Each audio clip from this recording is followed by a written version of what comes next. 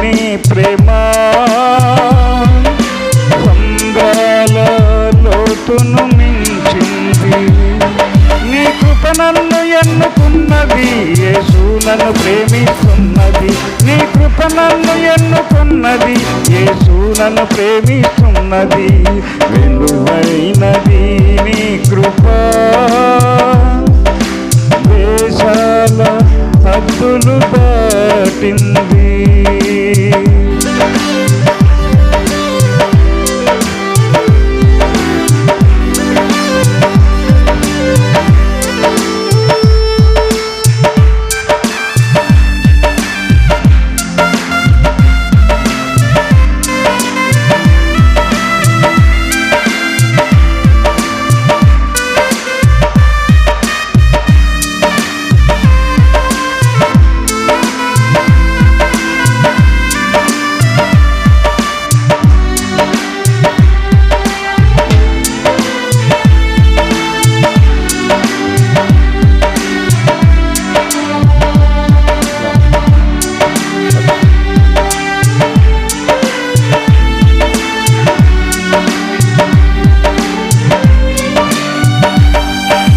అపరాధినై నిన్ను చూడక, అవివేకినై ఎరుగక,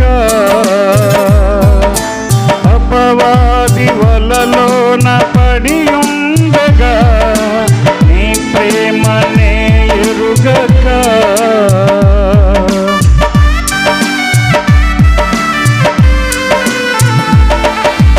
అపరాధినై నిన్ను చూడక, అవివేకినై ఎరుగక, అపవాది వలలోన పడి ఉండగా నీ ప్రేమనే ఎరుగక, ఆశ్చర్యకరమైన నీ ప్రేమతో ఆశీర్వచన పాత్ర నాకివ్వను. ఆశీర్వకరమైన నీ ప్రేమతో ఆశీర్వచన పాత్ర నాకివ్వను. ఆ మందసములో జీవపు మన్నా పాపికి ఇచ్చావు నీ కృపలతో. ఆ మందసములో జీవపు మన్నా పాపికి ఇచ్చావు నీ కృపలతో. విలువైనది నీ కృప, దేశాల హద్దులు దాటింది.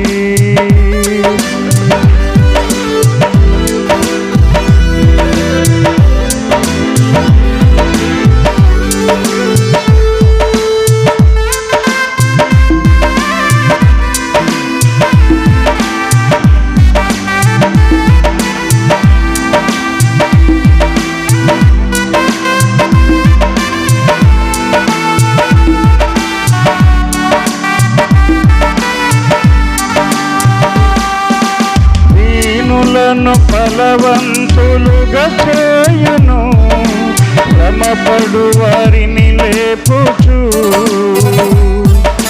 దివ్యోపదేశమునందించుచు, దివ్వెలగ వెలిగించుచు,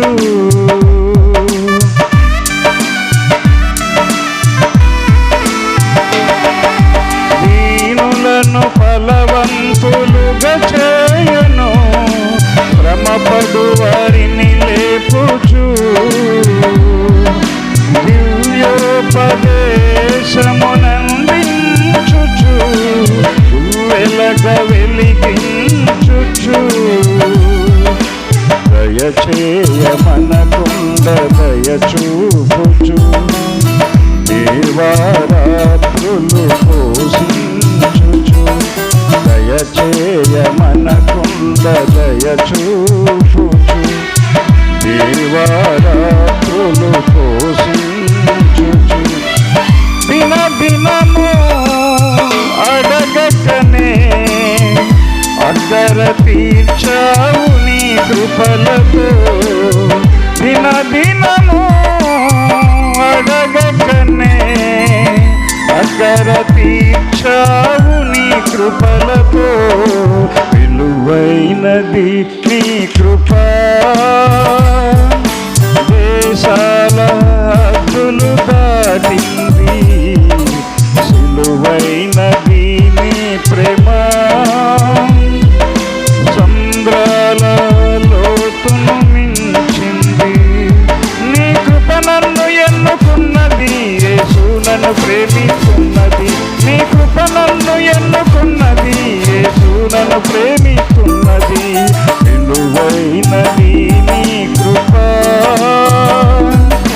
దేశాల హద్దులు దాటింది, సిలువైనది నీ ప్రేమ.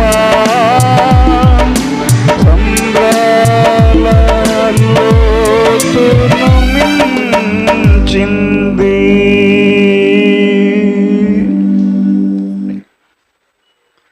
27వ అధ్యాయం 15 నుండి.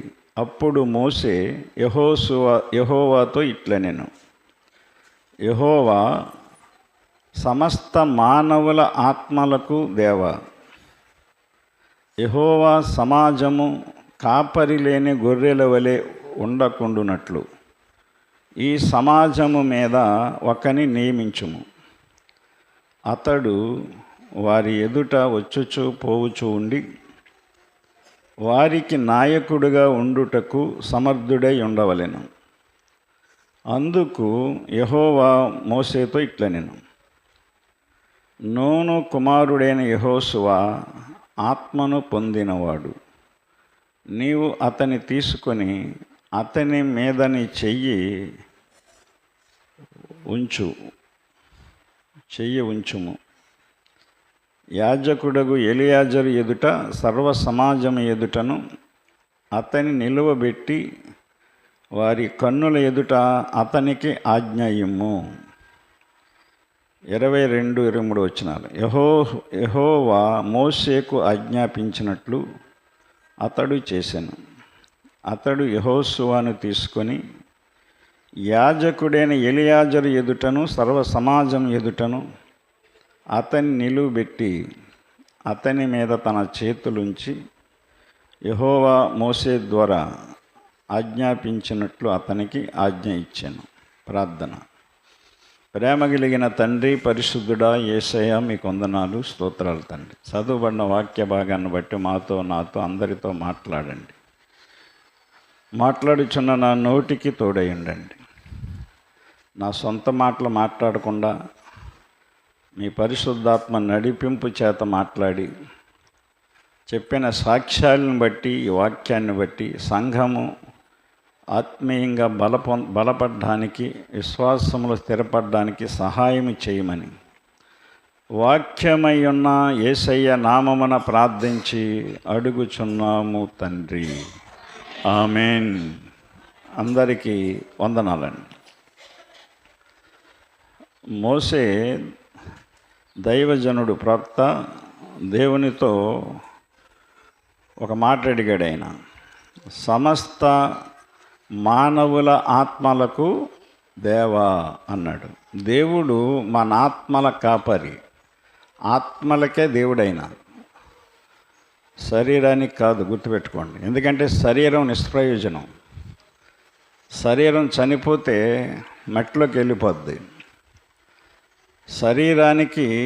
ఈనాడు శరీరానికి దేవుడిగా చేసుకోకూడదు మనం, ఆత్మకు దేవుడైన. ఇక్కడ మోషే చెప్తున్న మాట అది. యెహోవా సమస్త మానవుల ఆత్మలకు దేవా. అది అందుకనే దావీదు నా ఆత్మను నీకు అప్పగించుకొనుచున్నానన్నాడు. స్తెఫను శ్రమల్లో, బాధల్లో కూడా, కష్టాల్లో కొట్టి చంపేస్తుంటే నా ఆత్మను నీ చేతికి అప్పగిస్తున్నానన్నాడు. ఆత్మల కాపరి, ఆత్మలకు దేవుడైన మోషే అడిగాడు, సమాజము కాపరి లేని గొర్రెల వలె ఉండకుండానట్లు నేను నా తర్వాత నాయకుడు ఉండాలి ఈ సమాజానికి, ఇశ్రాయేలు సమాజానికి. సమాజము మీద ఒకరిని నియమించు. అతడు వారి ఎదుటకు వచ్చుచు పోవుచూ ఉండి వారికి నాయకుడిగా ఉండుటకు సమర్థుడై ఉండవలెను. సంఘానికి సేవకుడు నాయకుడు. సేవకుడు సమర్థుడై ఉండాలి. సమర్థత లేకపోతే సంఘాన్ని సరిగ్గా నడిపించలేడు. విచ్చలవిడిగా వదిలేస్తాడు. ఎవరిష్టానుసారంగా వాళ్ళు తిరుగుతూనే ఉంటారు, సంఘంలో ప్రవర్తిస్తూనే ఉంటారు. ఇంటికి నాయకుడు తండ్రి, భర్త సమర్థుడిగా ఉండాలి, స్వచ్ఛుడిగా ఉండకూడదు. అర్థమైందా? సమర్థత ఉండాలి. అందులోకి క్రైస్తవులు తప్పనిసరిగా పురుషులు సమర్థులుగా ఉండాలి. అన్యులు వాళ్ళు ఎలా ఉంటా అలా ఉంటారు, అద్దులేండి, మనకు అనవసరం.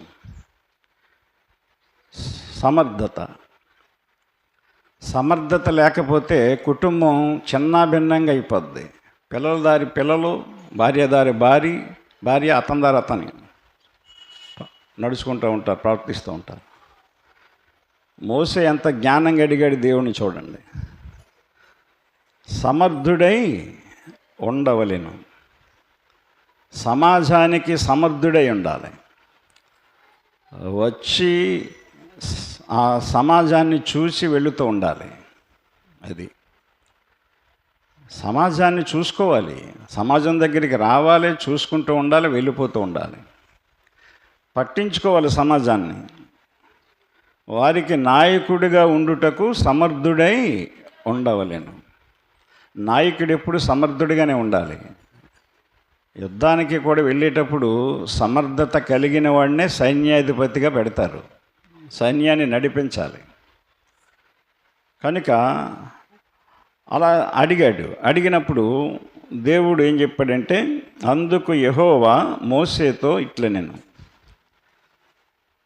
నూను కుమారుడైన యెహోషువ ఆత్మను పొందినవాడు.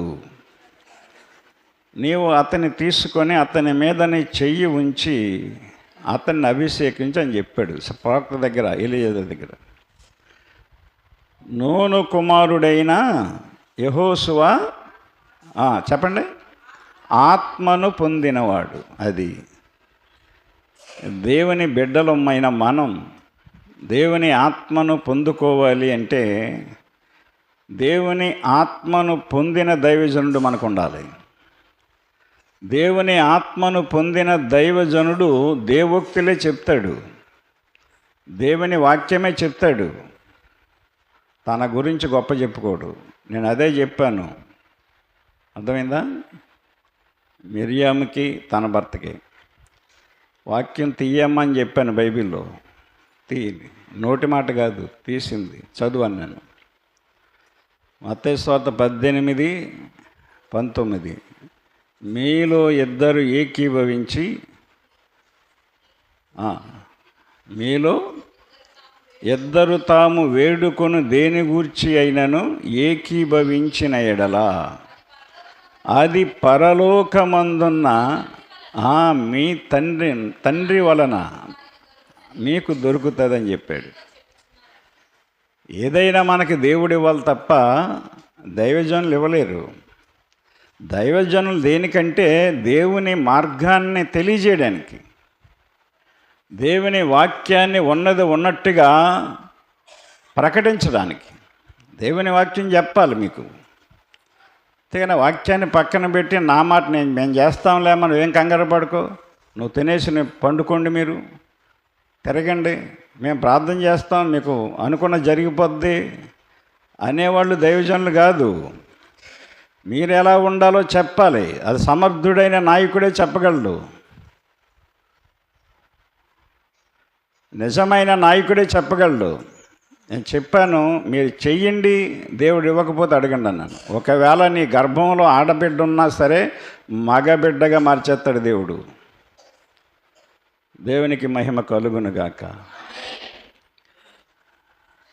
అతనికి కూడా చెప్పాను అప్పుడు.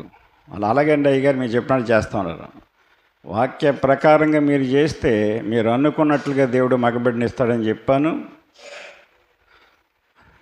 ఆ విధంగా చేశారు వాళ్ళు. అనుకున్నది జరిగి ఎంత సంతోషంతో వచ్చారు ఈ రోజున ఇక్కడికి. సంఘాన్ని ప్రేమించి ఆ స్వీట్స్ కూడా తెచ్చినట్టున్నారు. మన సంఘానికి వాళ్ళకి సంబంధం లేకపోయినా ఒక దైవజనుడు చెప్పిన మాట నమ్మి దైవజనుడు సంఘానికి వెళ్తున్నాం కాబట్టి సంఘానికి కూడా మరి మనం ఏదో చెయ్యాలని వచ్చారు కనుక సమర్థుడు.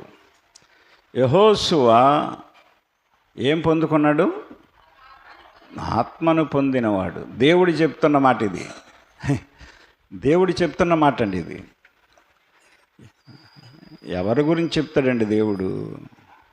దేవుడు సాక్షాత్తు మోసేతో చెప్తున్నాడు. మోసే కూడా మంచి పవర్ఫుల్ సేవకుడైన ప్రవక్త. దేవుని ఇల్లంతటిలో నమ్మకమైన వాడు మోసే. నా ఇల్లంతటిలో నమ్మకమైన వాడు మోసే అని చెప్పాడు దేవుడు. దేవుడు చెప్పిన స్వయంగా చెప్పిన మాట అది. మోసే దగ్గర తర్పీదు పొందాడు యెహోషువ. మోసే దేవుణ్ణి నేర్చుకున్నాడు ప్రార్థన. మోసేను అనుసరించి నడుచుకున్నాడు. మీరు కూడా చాలామంది మా అయ్యగారు చాలా మంచోడండి, చాలా గొప్పోడండి, ప్రార్థన పడని చెప్తారు, కానీ అనుసరించి నడరు. మాటలు పనికిరావు. మాటలు చెప్తే సరిపోదు. మరి మీ అయ్యగారి గురించి అంత గొప్ప చెప్తున్నావు, మరి వీడెందుకు ఇలా ఉంటున్నాడని చెప్పి వెళ్ళిన తర్వాత ఆడు నీ గురించి ఆలోచిస్తాడు. మీ అయ్యగారి గురించి అంత గొప్పగా చెప్తున్నారు కదా, మరి మీరెందుకు ఇలాగ బతుకుతున్నారని ఆడలేని మీ గురించి ఆలోచిస్తారు. మీరు ఏదో అనుకుంటున్నారు. మీరు అర్థమైందా? సేవకుడు వాక్యానుసారంగా ఉన్నప్పుడు సేవకుని అనుసరించాలి మనం. మోసేను అనుసరించి నడిచాడు యెహోషువ. మోసే దేవుని ఆత్మను పొందుకున్నట్లుగా యెహోషువ కూడా దేవుని ఆత్మను పొందుకున్నాడు. దేవుడే చెప్తున్నాడు అక్కడ. అందుకు యెహోవా మోసేతో ఇట్లా, నేను 17వ వచనం బైబిల్ చూసుకోండి. నూను కుమారుడైన యెహోషువ ఆత్మను పొందినవాడు, నీవు అతన్ని తీసుకొని అతని మీద నీ చెయ్యి ఉంచి, గమనించండి, నీ చెయ్యి ఉంచి యాజకుడైన ఎలియాజరు ఎదుట సర్వ సమాజం ఎదుటను అతని నిలువబెట్టి అభిషేకించి అని చెప్పాడు. దేవుడు చెప్పినట్లుగా మోసే సమాజం దగ్గరికి తీసుకొచ్చి యెహోషువని నిలబెట్టి అతని మీద చేతులుంచి అతని ఆత్మ బలపడ్డానికి మోసే ఆశీర్వదించాడు. ఆత్మను పొందిన దైవజనులు అభిషేకించాలి. మన నెత్తి మీద చేయబెడితే వాళ్ళ ఆత్మ మనలోకి వస్తుంది. నాకు వాక్యం తెలవదు, ఏమీ తెలియదు, ట్రైనింగ్ లేదు, ఏమీ లేదు. సేవకు దేవుడు పిలుస్తున్నప్పుడు భయపడ్డాను. ఏం చెప్తాను నేను, సేవ ఎలా ప్రారంభించాలని. అయ్యగారి దగ్గరికి వెళ్ళి అయ్యగారిని అడిగినప్పుడు ఆయన పిలుస్తున్నాడండి, ఆయన ఆత్మ మీకు ఇస్తాడు, మీరు మాట్లాడతారు, మీరు మాట్లాడితే అందరికీ నచ్చుద్ది. దేవుడు మాట్లాడతాడు, దేవుడు మాట్లాడితే అందరికీ నచ్చుతుంది. దేవుడు పాట పాడి దేవుని ఆత్మచేత పాడితే అందరికీ నచ్చుద్ది పాట. దేవుడు మీకు ఇచ్చాడు, నేను ప్రార్థన చేస్తాను అని చెప్పి ఆయన అయ్యగారు మరి ఆయన నూనె తీసుకొని అమ్మగారిని నన్ను మోకరించమని మా తల మీద నూనె పోసి అభిషేకించారు. ఎందుకంటే అయ్యగారు నీతిమంతుడైన, ఏ తప్పు లేనుడు, నేను అడిగినంతలో. కనుక అప్పటి నుంచి కూడా దేవుని ఆత్మచేత వాడబడుతూ ఉన్నాం మేము. ఆయన అనుసరించి నడిచాను నేను. అందుకే నేను చెప్తాను, నేను మర్చిపోలేను ఆయన్ని. అనుసరించి నడవాలి. ఇక్కడ మోసేను అనుసరించి నడిచాడు యెహోషువ. యెహోషువ దేవుని ఆత్మను సంపాదించుకోగలిగాడు. గమనించండి. శిష్యులు అన్నీ విడిచిపెట్టి మేము మిమ్మల్ని వెంబడిస్తున్నామయ్యా, మాకేంటి అని అడిగారు. శిష్యులు పరిశుద్ధాత్మను పొందుకున్నారు. అర్థమైందా? అన్నీ వదిలేయాలి మనం. అన్నీ అంటే లోకములో ఎన్నో ఉన్నాయి, అవన్నీ వదిలేయాలి. లోకంతో స్నేహం చేయకూడదని చెప్పాడు. లోకాన్ని ప్రేమించొద్దని చెప్పాడు దేవుడు. లోకాన్ని అంటించుకోవద్దని చెప్పాడు. లోకాన్ని అనుసరించొద్దని చెప్పాడు. 4 విషయాలు గుర్తుపెట్టుకోండి. లోకంతో స్నేహం చేయకండి అన్నాడు. యాకోబు రాసిన పత్రిక 4వ అధ్యాయం 4వ వచనం చదువుదాం. వ్యభిచారునులారా, ఈ లోక స్నేహము దేవునితో వైరమని మీరెరుగరా అంటున్నాడు ఆయన. ఈ లోకంతో ఎవడైతే స్నేహం చేస్తాడో వాడు దేవునికి శత్రువుగా మారిపోతాడని చెప్పాడు. లోకంతో స్నేహం చేయొద్దని చెప్తున్నాడు. ఈనాడు మనం ఏం చేస్తున్నాం? లోకంతోనే స్నేహం, లోకస్తులతోనే స్నేహం, లోకస్తులతోనే తిరుగుతాం, లోకస్తులతోనే తాగుతాం, లోకస్తులతో కలిసి అన్నీ చేస్తున్నాం. అరే, నువ్వు స్నేహం చేయొద్దని దేవుడు చెప్తున్నాడు. మరి దేవుణ్ణి నమ్ముతున్నానని చెప్తున్నావు. దేవునికి సాదృశ్యంగా ఉన్న దేవుడై ఉన్న వాక్యాన్ని నమ్ముతున్నావా?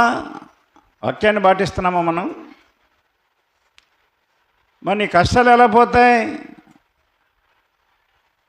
నీ బలహీనతలు ఎలా పోతాయి? నీ బాధలు ఎలా పోతాయి? అది ఒకటి, లోకంతో స్నేహం చేయకండి. లోకంతో స్నేహం చేస్తే నువ్వు వ్యభిచారి అంటున్నాడు ఆయన. నువ్వు నన్ను నమ్ముకొని లోకంతో స్నేహం చేస్తున్నావేటి? నువ్వు వ్యభిచారం చేస్తున్నావు అన్నాడు ఆయన. అంటే ఒక భర్త ఉంటుండగా ఇంకొకరితో తిరిగి వ్యభిచారం అంటారు. నిన్ను సృష్టించిన వాడు నీకు భర్త అయి ఉన్నాడు. నిన్ను పుట్టించి పెద్ద చేసి నీకు కావలసినవన్నీ ఇచ్చాడు ఆయన. మరి ఆయన్ని వదిలేసి నువ్వు లోకంతో ఇంకొకరితో స్నేహం ఏంటి? దాన్ని వ్యభిచారం అన్నాడు ఆయన. స్నేహం చేయకూడదు లోకంతో అని చెప్పాడు దేవుడు. ఎవడైనాను లోకమును స్నేహించిన ఎడల, స్నేహము చేసిన ఎడల వాడు దేవునికి శత్రువు అయిపోతాడు. దేవునికి శత్రువు అయిపోతే ఇంకా నీకు జయం ఎలా వస్తుంది? విజయం ఎలా వస్తుంది? నీకు మేలు ఎలా జరుగుద్ది? అది మేలు చేసేదే దేవుడు కదా. నీకు శత్రువుల నుండి, సాతాను నుండి తప్పించేదే దేవుడు కదా మనల్ని. నీ తోడబుట్టినోళ్ళు ఎవరైనా తప్పిస్తారా? నీ స్నేహితులు ఎవరైనా తప్పిస్తారా? నేను కన్న తల్లిదండ్రులు ఏమైనా తప్పిస్తారా? నిన్ను తప్పించలేరు కదా. దేవునికి శత్రువు అయిపోతే ఇంక నువ్వేం చేస్తావు? సమూయేలు అంటాడు సౌలుతో, నువ్వు దేవునికి విరోధమైన పని చేసావయ్యా, దేవునికి శత్రువుగా మారిపోయావు. ఆ దేవుడే నీ రాజ్యాన్ని తీసేస్తానంటున్నాడు. నేనేం చేస్తాను? నేనేం చేయలేను. వచ్చి దేవుడే నీకు విరోధంగా మారిపోయినప్పుడు నేను వచ్చి ప్రార్థన చేస్తే ఆయన వింటాడా? విండు కదా అని చెప్పినప్పుడు అతన్ని ఏడ్చి దేవునికి ప్రార్థన చేసుకోవాలి. చేయకుండా ఏం చేశాడంటే కర్ణ పిశాచి మంత్రాలు చూసి ఆడదాని దగ్గరికి వెళ్ళాడు అతను, సౌలు రాజు. అర్థమైందా? అతను చేసిన తప్పు భయంకరమైన తప్పు. అది నువ్వు దేవునికి విరోధంగా మారిపోతే నేనేం చేస్తాను? నేనేం చేయగలను? నువ్వు వచ్చి ప్రార్థన చేయనాకంటున్నాడు. అర్థమైందా? నువ్వు వచ్చి నాకు ప్రార్థన చేయంటున్నాడు. నేను రానంటున్నాడు సమూయేలు. ఎందుకంటే నువ్వు దేవునికి విరోధి అయిపోయావు. దేవుడు నిన్ను ఎడబాశాడు, నీకు పగవాడైపోయాడు దేవుడు. గమనించండి, సమూయేలు మొదటి గ్రంథం 28వ అధ్యాయం 16వ వచనం. అందుకు సమూయేలు, యెహోవా నిన్ను ఎడబాసి నీకు పగవాడు కాగా నన్ను అడుగుట వలన ప్రయోజనమేంటి? అర్థమైందా? వాక్యాన్ని అర్థం చేసుకోవాలి మీరు బాగానే. మీరు నాకు ఇష్టంగా ఉంటారో, నాకు కావలసినవన్నీ మీరు ఇవ్వచ్చు, పెట్టవచ్చు, తినిపించవచ్చు. దేవునికి విరోధంగా, వాక్యానికి విరుద్ధంగా మీరు నడుచుకుంటూ నాకు ఎన్ని చేసినా మీకు ప్రయోజనం ఉండదు. ఒకవేళ నేను ప్రార్థన చేసిన ప్రయోజనం ఉండదు మీకు. నేను అదే చెప్పాను వాళ్ళకి, నేను ప్రార్థన చేస్తానమ్మా, కానీ మీరు ప్రార్థన చేసుకోవాలి, మీకేం కావాలో. దేవుడు వాక్యం చూడండి అని వాక్యాన్ని చూపించి చెప్పాను. మిరియాము అలాగా తన భర్తని ఇద్దరు కలిసి ప్రార్థన చేయండి అని చెప్పాను. మధ్యలో కూడా అడిగేవాడు నేను రామలక్ష్మణ చెప్పినప్పుడు, చేసుకుంటున్నారేంటండి బాబు, చేసుకుంటున్నారేంటండి అని. కనుక దేవుని వాక్యం అది మన రెండు కాళ్ళు కూడా ఒక మంచి మార్గంలో నడవాలి. ఫిలిష్తీయులు వచ్చి యుద్ధానికి వచ్చేసారు, పంక్తులు తీరు కూర్చున్నారు. సౌలు భయపడిపోతున్నాడు, ఎందుకంటే దావీదు లేడు, దావీదుని తరిమేశాడు. దావీదు ఉంటే ధైర్యంగా ఉండేవాడు, దేవుని ఆత్మ కలిగిన వాడు దావీదు కాబట్టి. ఇతనేమో దేవునాత్మను పోగొట్టుకున్నాడు, దురాత్మ వచ్చి ఇతని మీద వాలేసింది. దురాత్మ వచ్చి వాలితే భయమే కదా, ధైర్యం ఎక్కడి నుంచి వస్తుంది మనకి? సాతాన్ దగ్గరికి వెళ్తారు చాలామంది, మంచి రోజు చూపించుకోవటానికే, లేకపోతే ఏదో చూపించుకోవటానికే దేవుణ్ణి నమ్ముకొని.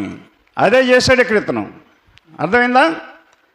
యెహోవా తన మాట తన పక్షముగానే నెరవేర్చుచున్నాడు. నా ద్వారా ఆయన సెలవిచ్చినట్లుగా నీ చేతి నుండి రాజ్యమును తీసివేసి నీ పొరుగువాడైన దావీదునకు దానిని ఇచ్చేశాడు. నువ్వు దావీదుని తరిమేసినా కానీ దావీదే రాజు అవుతాడు నీ తర్వాత. ఎందుకంటే నువ్వు బతకవు, చచ్చిపోతావు. నీ కొడుకులు బతకరు నీ తర్వాత రాజు అవడానికే. నువ్వు నీ కొడుకులు అందరూ చచ్చిపోతారని చెప్పాడు. గమనించండి దేవుని వాక్యాన్ని. యెహోవా నిన్నును ఇశ్రాయేలీయులను ఫిలిష్తీయుల చేతికి అప్పగించును. యెహోవా ఇశ్రాయేలు దండును ఫిలిష్తీయుల చేతికి అప్పగించును. రేపు నీవును నీ కుమారులను నాతో కూడా సమాధిలో ఉంటారు. సమూయేలు ఆత్మ మాట్లాడుతుంది ఇక్కడ, సమూయేలు మాట్లాడట్లేదు. ఎందుకంటే కర్ణ పిశాచ మంత్రగతి దగ్గరికి వెళ్ళి సోది చెప్పించుకుని సమూయేలు ఆత్మని పిలవమన్నాడు. ఆ సోదిగత్తి సమూయేలు ఆత్మని పిలిచింది. సమూయేలు ఆత్మ వచ్చి చెప్తుంది ఇక్కడ. ఆత్మలు వచ్చి చెప్తాయి మనకి మేలు జరుగుద్దని, అది జరుగుద్దని. జరగదు. దేవుడి చెప్పినట్లుగా సౌలు తన కుమారులు అందరూ చచ్చిపోయారు.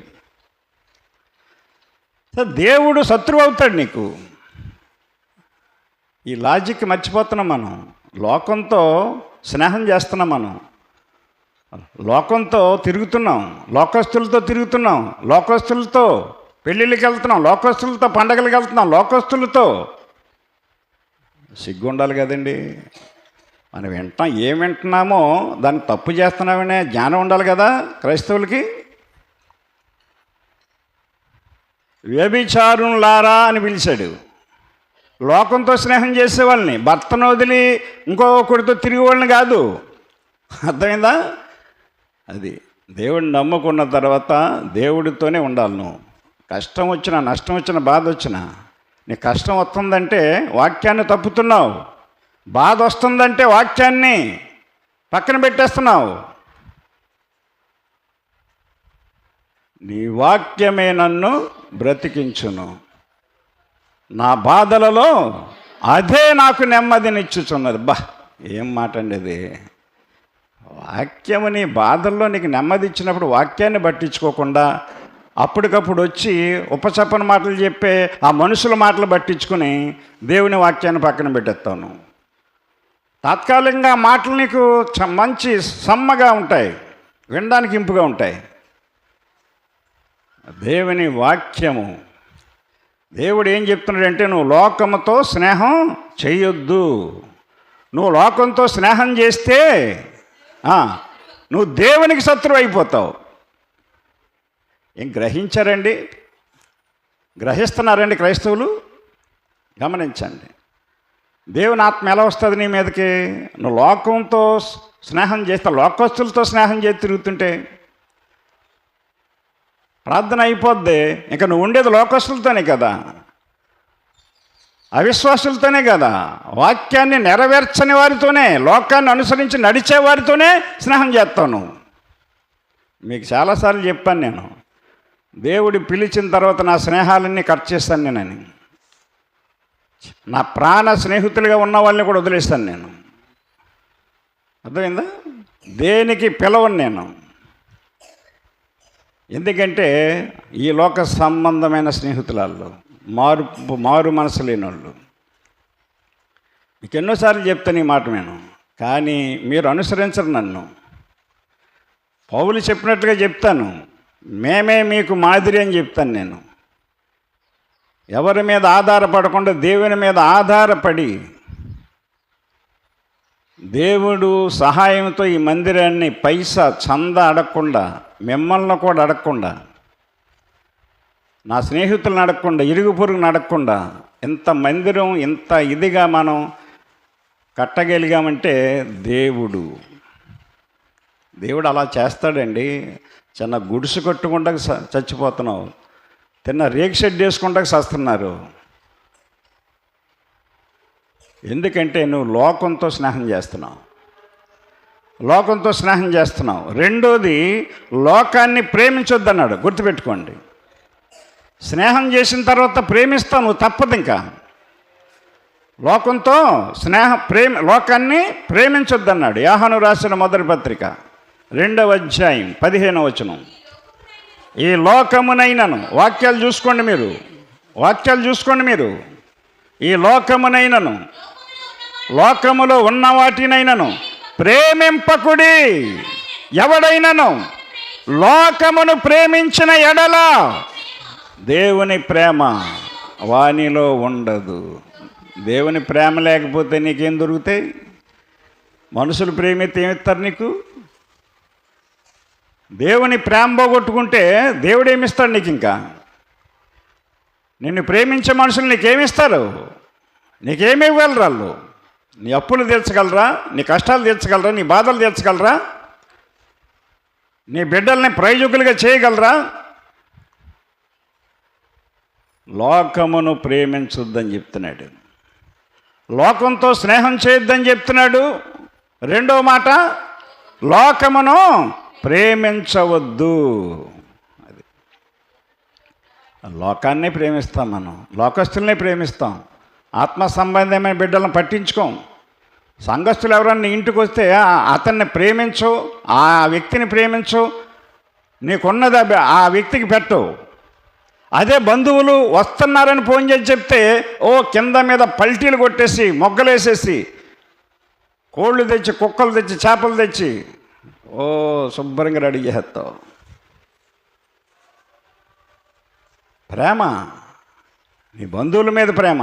నీ కోసం ప్రార్థన చేస్తున్నారు నీ బంధువులు, సంఘములో ఉండి నీ ఆత్మీయ బిడ్డలు, సంఘస్థులు నీ కొరకు ప్రార్థన చేస్తున్నారు. నీ ఇంటి కొరకు, నీ కష్టాల కొరకు, నీ బాధల కొరకు, నీ సమస్యల కొరకు ఉపవాసం ఉండి ప్రార్థన చేస్తున్నారు.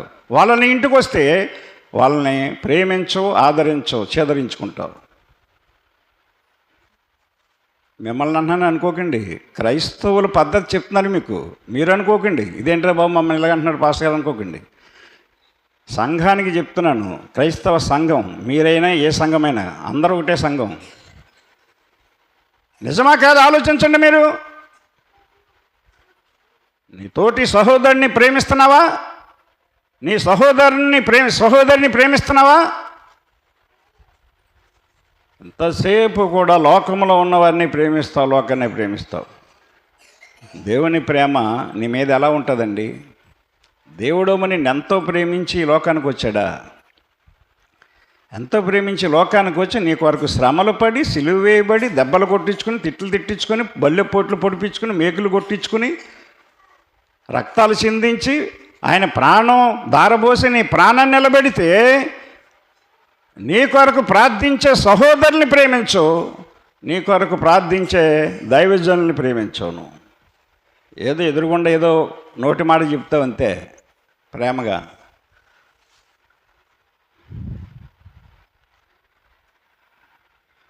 యోహాను సువార్త 3వ అధ్యాయం 16వ వచనంలో ఏం చెప్తున్నాడు ఆయన? దేవుడు లోకమును ఎంతో ప్రేమించెను కాగా ఆయన తన అద్వితీయ కుమారుని యందు విశ్వాసముంచు ప్రతివాడు నశింపక, పాడైపోకుండా, నాశనమైపోకుండా కాపాడి నిత్య జీవం పొందటానికి ఆయన తన కుమారుని లోకానికి పంపితే నువ్వు దేవుని ప్రేమించు, దేవుని సంఘాన్ని ప్రేమించు, దైవజనుని ప్రేమించు. ఎక్కడికి పోతున్నామండి మనం? ఇంకెప్పుడు మారుతాం మనం? ప్రేమించొద్దని చెప్తున్నాడు. మూడవది, లోకమును అంటించుకోకూడదని చెప్తున్నాడు. లోకాన్ని అంటించుకోకూడదు. మనం అంటించుకుంటే నీ పని అయిపోయింది, ఇంకా లాక్కోలేవు. లోకములో ఉన్న కొన్ని అంటించుకుంటున్నాం ఈ రోజున మనం దేవునిలో ఉండి. నీ జ్ఞానం చెప్పు నువ్వు నడుస్తున్నావు, దేవుని జ్ఞానాన్ని బట్టి నడవట్లేదు. నువ్వు అనుకున్నవన్నీ, ఆశించినవన్నీ జరగవయి, జరుగుతున్నట్లు అనిపిస్తూ ఉంటుంది అంతే, లోకాన్ని అంటించుకున్న నీకు. యాకోబు రాసిన పత్రిక 1వ అధ్యాయము 27వ వచనం. తండ్రి అయిన దేవుని ఎదుట పవిత్రమును నిష్కలంకమునైన భక్తి ఏదనగా, దిక్కులేని పిల్లలను, విధవరాండ్రను మరి ఇబ్బందిలో పరామర్శించుటయు, ఇహలోక మాలిన్యము తన కంటకుండా తన్ను తాను కాపాడుకొనుటయే.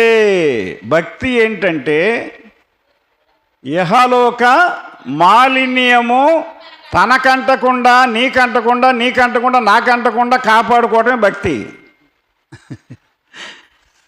లోక మాలిన్యం అంటే లోకంలో ఉన్న పాపం. మాలిన్యం అంటే పాపం. నిష్కలంకమైన భక్తి అది.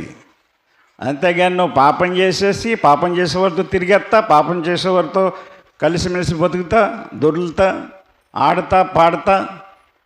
పాపం చేసేవారితో నువ్వు ఆడతా, పాడతా, తిరుగుతూ ఉన్నావంటే నువ్వు కూడా దాన్ని ఏకీపిస్తున్నావు. పాపం చేస్తానని తెలుసు నీ కాళ్ళు. పాపం అంటకుండా ఉండాలి. పాపం చేసేవారితో కూడా నువ్వు ఉండకూడదు. అర్థమైందా? పడిపోతావు, లేకపోతే పడిపోతావు, పాపంలో పడిపోతావు నువ్వు. అర్థమైందా? పాపం పడిపోతావు. నేను పడనండి, ఎందుకు పడతానండి, నేను మారాను కదా అనుకుంటాను. మారినోళ్ళే ఎంతోమంది బోల్తా పడిపోయారు. 100 మంది వాక్యం చెప్పే సేవకులే బోల్తా పడిపోతున్నారు. అర్థమైందా? దావీదే బోల్తా పడిపోయాడు. అర్థమైందా? సౌలు అలాగా బోల్తా పడిపోయాడు. చేత నిష్కలంకమైన భక్తి ఏదనగా, ఇహలోక మాలిన్యము తనకంటకుండా తన్ను తాను కాపాడుకొనుటయే. అంటకూడదు, లోకం అంటకూడదు. మనకి లోకం అంటకూడదండి, అంటించుకోకూడదు.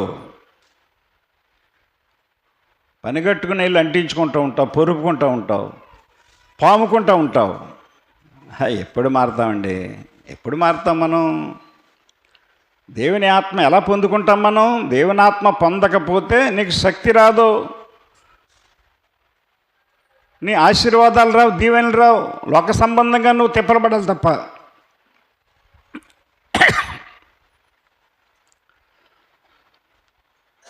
ఏంటి చెప్పండి? నిష్కలంకమైన భక్తి ఈ లోక మాలిన్యం, ఇహలోకం అంటే అది.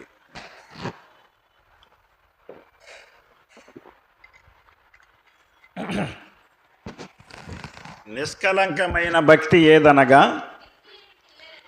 దిక్కులేని పిల్లలను, విధవరాండ్రను ఇబ్బందిలో పరామర్శించటం. మనకున్నది సాయం చేయాలి వాళ్ళకి. దేవుడు మనకి ఇచ్చాడు, సమృద్ధికి ఇచ్చాడు. అలాంటి పిల్లలు ఏమైనా, అలాంటి విధవరాండ్రు ఎవరైనా ఉంటే, పూట గడవని వాళ్ళు, ఓ పూట వాళ్ళకి మనం వండుకోమని సాయం చేయాలి. తర్వాత ఇహలోక మాలిన్యము, పాపము అంటకుండా బతకాలి. అదండి. నేను నా స్నేహితులతో ఒకవేళ పిలిచేవాళ్ళు, ఇప్పటికీ పిలుస్తూనే ఉన్నా. రాజమండ్రి నా ట్రూప్ అంతా, కాలేజీలో నాతో చదివిన వాళ్ళు అందరూ ఇప్పటికీ అది ఉంది ఇది ఉందని నేను తప్పించుకుంటున్నాను అంతే. నాకు కుదరదురా, ఏ మీటింగ్ ఉంటే నాకు అని చెప్తున్నా. తప్పించుకోవాలి, అంటించుకోకూడదు. లోకాన్ని అంటించుకోవడం అంటే లోక స్నేహాలను అంటించుకోకూడదు మనం. గమనించండి, లోకం ఒకటి, లోకంతో స్నేహం చేయకూడదు. 2, లోకాన్ని ప్రేమించకూడదు. 3, లోకాన్ని అంటించుకోకూడదు. జాగ్రత్తగా తీసుకోవాలి మీరు. 4వది, లోకాన్ని అనుసరించకూడదు. గుర్తుపెట్టుకోండి, లోకాన్ని అనుసరించకూడదు. రోమాపత్రిక 12వ అధ్యాయం 2వ వచనం, మీరు ఈ లోక మర్యాదను అనుసరింపక ఉత్తమమును అనుకూలమును సంపూర్ణమునై ఉన్న దేవుని చిత్తమేదో పరీక్షించి తెలుసుకొనున్నట్లు మీ మనస్సు మారి నూతన మగుట వలన రూపాంతరము పొందుడి అని చెప్పాడు ఆయన. మీరు ఈ లోక మర్యాదను అనుసరించకండి. అనుసరిస్తే దేవుని చిత్తం మీకు తెలియదు, దేవుని వాక్యం మీకు తెలియదు, దేవుని ప్రేమ మీకు తెలియదు. లోకాన్ని అనుసరిస్తున్నాం మనం, లోక పద్ధతులు అనుసరిస్తున్నాం. లోకానుసారంగానే ఎవరు చనిపోయినా లోకానుసారంగా చేయవలసింది చేస్తున్నాడు అక్కడ. ఆత్మానుసారం ఏం చెయ్యాలో ఏం చేయకూడదు, ఎలా చేయాలో అస్సలు తెలుసుకోరు, అడగరు పాస్టర్ గారిని. చనిపోయిన అలాగా చేస్తారు, పుట్టిన అలాగా చేస్తారు,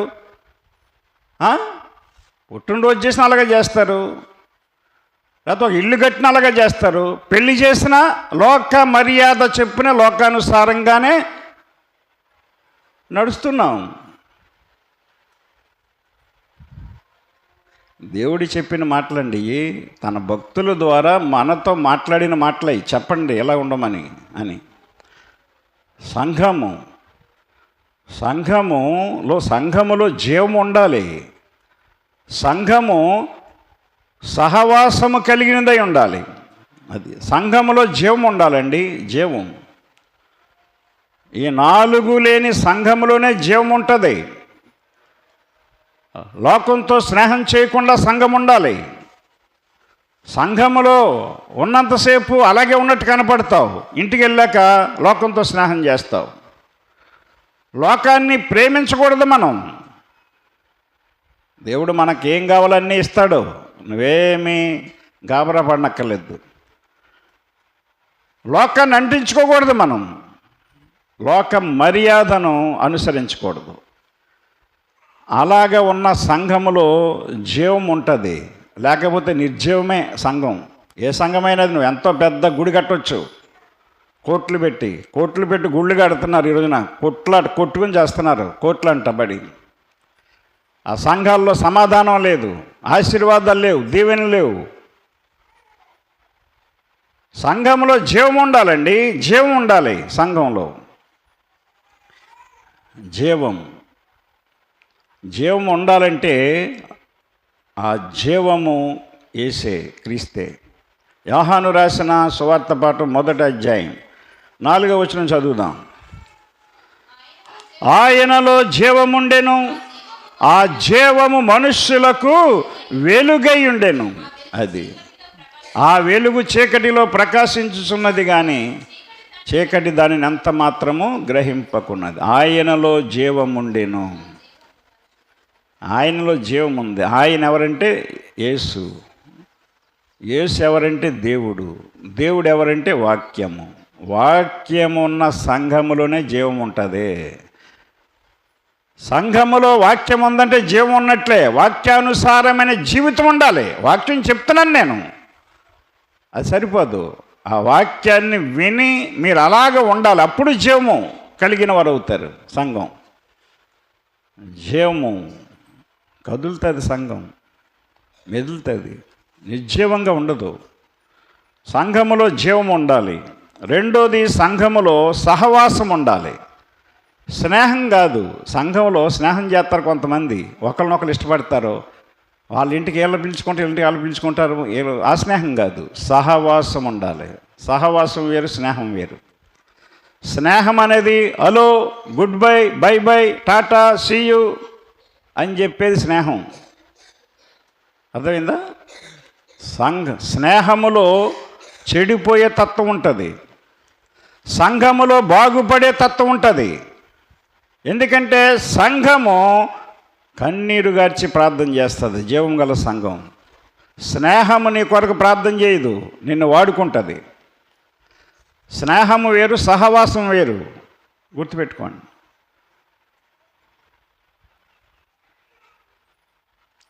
సంఘములో జీవం ఉండాలంటే లోకముతో స్నేహం చేయకూడదు. నువ్వు సంఘము సహవాసం కలిగి ఉండాలి, స్నేహం కాదు. కొన్ని స్నేహాలు ఏర్పడితే ఇక్కడ మీకుని మీరు పిలుచుకుంటారు, ఏదో చేసుకుంటారు, ఎక్కడికో పోతూ ఉంటారు. ప్రార్థనకి వెళ్తారా? వెళ్ళరు. సహవాసం ఉంటే ప్రార్థనకే వెళ్తారు. మీరు ప్రార్థనకి రమ్మని పిలుస్తారు. ప్రార్థన మానితే ఎలాగే? ప్రార్థన మానితే ఎలారా? సహవాసము చెప్పే మాటలు. స్నేహము అక్కడికి పోదాం, ఇక్కడ పోదాం, ప్రార్థన గురించి మాట్లాడద్దు. స్నేహానికి సహవాసానికి డిఫరెంట్, అది తేడా. జీవము కలిగిన సంఘం ఇది. దేవుని సంఘము జీవము కలిగిన సంఘం. అదే చెప్తాడు కొరింథీ పత్రికలో. చదవండి సంఘం గురించి. కొరింథీ రాసిన మొదటి పత్రిక 1వ అధ్యాయం 2వ వచనం. కొరింథీలోనున్న దేవుని సంఘమునకు అనగా క్రీస్తు యేసునందు పరిశుద్ధపరచబడిన వారై, చూసారా? దేవుని సంఘము అనగా క్రీస్తు యేసునందు పరిశుద్ధపరచబడిన వారై పరిశుద్ధులుగా ఉండుటకు పిలవబడిన వారికిని మనకును ప్రభువుగా ఉన్న మన ప్రభు అయిన యేసుక్రీస్తు నామమున ప్రతి స్థలములలో ప్రార్థించు వారికి అందరికీ శుభమని చెప్పు రాయినది. ప్రార్థించు వారికి అందరికీ శుభం జరుగుతుంది. ప్రార్థన చేయకుండా పబ్బం గడుపుకుంటే శుభం జరగదు నీకు. అర్థమైందా? దేవుని సంఘమునకు అనగా క్రీస్తు యేసునందు పరిశుద్ధపరచబడిన వారు, పరిశుద్ధులుగా ఉండుటకు పిలువబడిన వారే దేవుని సంఘం అవుతుంది. ఉందా పరిశుద్ధత ఈనాడు సంఘాల్లో? మరి ఎప్పుడు మారుతాం మనం? లోకానితో స్నేహం చేసినంతకాలం నువ్వు పరిశుద్ధంగా మార్చబడలేవు. లోకాన్ని ప్రేమించినంతకాలం పరిశుద్ధత రాదు నీకు. లోకాన్ని అంటించుకున్నంతకాలం పరిశుద్ధత అంటుకోదు నీకు. లోకాన్ని అనుసరించినంతకాలం పరిశుద్ధపరచబడలేము. అవన్నీ వదులుకున్నాను నేను. ఆ లోకం ఎవరిలో ఉన్నా వదులుకున్నాను నేను. నా స్నేహితుల్లో ఉందని తెలిసి వదులుకున్నాను, బంధువుల్లో ఉందని తెలిసని వదులుకున్నాను నేను. ఎవరు ఏమీ చేయరు, మనకి చేసేది దేవుడే. కనుక దేవుడు యెహోవా మోసేతో ఏం చెప్తున్నాడంటే, యెహోషువ గురించి ఏం చెప్పాడు? యెహోషువ, నూను కుమారుడైన యెహోషువ ఆత్మను పొందినవాడు. యెహోషువ పరిపాలన ఇశ్రాయేలు క్షేమంగా కానాను చేరారండి. గుర్తుపెట్టుకోండి. ఎందుకంటే అతను ప్రార్థనాపరుడు, ఆత్మను పొందినవాడు. సూర్యుడిని చంద్రుడిని కూడా ప్రార్థనతో ఆపేశాడు అతను. అన్నీ మనకు తెలిసినాయి. అట్టి విధంగా మనం ఉండి దేవుని ఆశీర్వాదాలు పొందుకుందాం. దేవుడి మాటలు దీవించునుగాక. ఆమేన్. ప్రార్థన చేసుకుందాం. ప్రేమ కలిగిన తండ్రి, పరిశుద్ధుడా యేసయ్య, మీకు వందనములు, స్తోత్రములు తండ్రి. ఎత్తబడిన వాక్యము వినిన ప్రతి వారిలో ఫలించినట్లు సహాయం చేయండి. యెహోషువ ఏ విధంగా ఆత్మను పొందుకున్నాడు, మా సంఘ బిడ్డలందరూ కూడా నీ ఆత్మను పొందుకొని ఈ లోకముతో స్నేహాన్ని విడిచిపెట్టుకొని, ఈ లోకాన్ని ప్రేమించకుండా, ఈ లోకాన్ని అంటించుకోకుండా, ఈ లోకాన్ని అనుసరించకుండా జీవించున్నట్లు కృప అనుగ్రహించమని యేసయ్య నామమున ప్రార్థించి అడుగుచున్నాము తండ్రి. ఆమేన్. అందరికీ వందనాలండి.